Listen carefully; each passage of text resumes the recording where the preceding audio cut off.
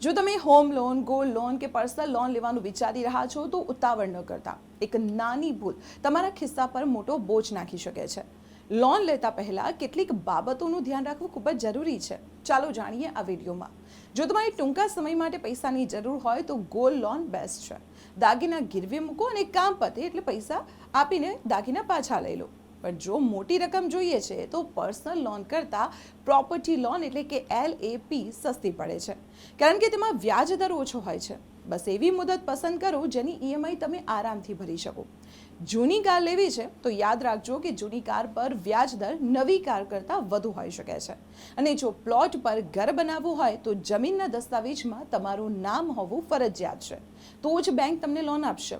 અને એક ખાસ વાત, જો તમારી પાસે એકથી વધુ લોન હોય તો જેનું વ્યાજ સૌથી વધુ છે તેને પહેલાં ચૂકવી દો.